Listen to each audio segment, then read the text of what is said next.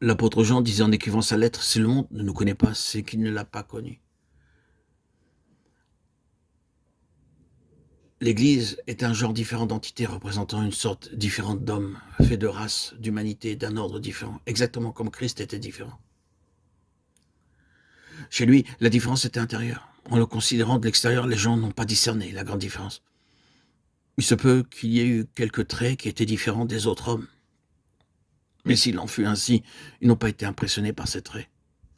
Ils n'ont pas su se rendre compte de la différence qu'il y avait entre lui et les autres hommes. N'est-ce pas le charpentier ?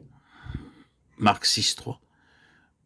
Il parlait de lui comme il l'aurait fait d'autres hommes, le considérant de l'extérieur. Mais en tant qu'homme, il était différent. L'homme qui se trouvait à l'intérieur de l'enveloppe corporelle était un homme différent, gouverné par des lois différentes. C'était un homme nouveau, Éphésiens 2, 14, 16, Galates 3, 28.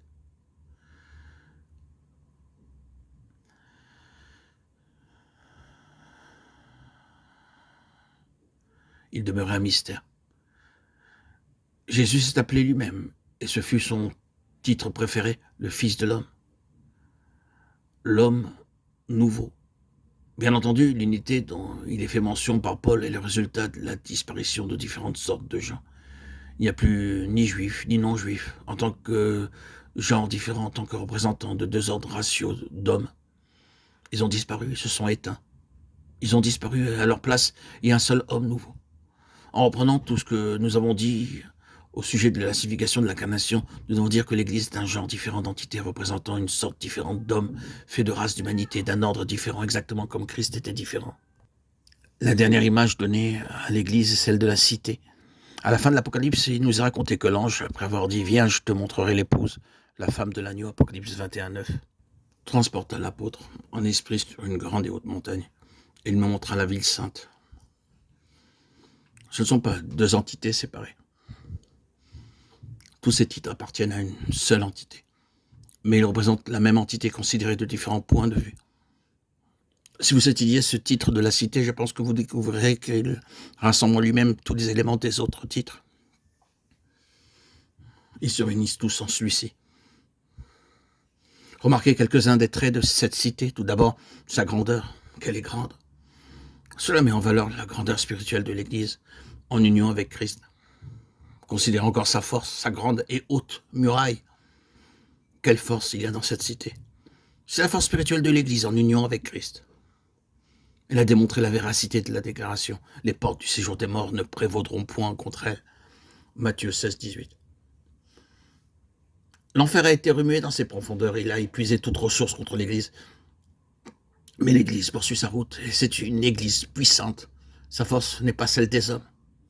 Considérant encore sa pureté, son éclat était semblable à celui d'une pierre de jaspe transparente, comme du cristal. Tout est transparent. Sa place est d'or transparent. Son fleuve limpide comme du cristal. Apocalypse 22. C'est ici la pureté de l'Église.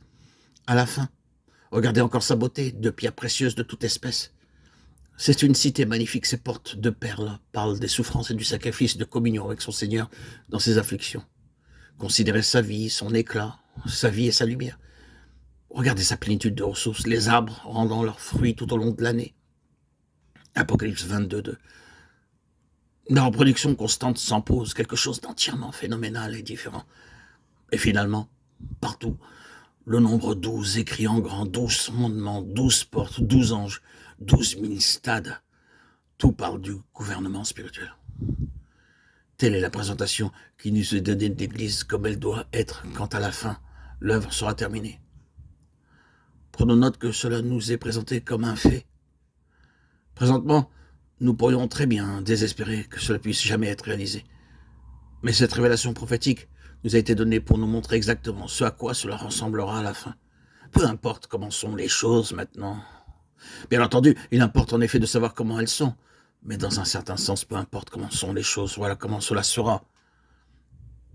Pour retourner à la comparaison précédente, il fera apparaître devant lui cette église glorieuse, une église sainte, pure, sanctifiée, sans tache, ni ride, ni rien de semblable. Éphésiens 5, 27.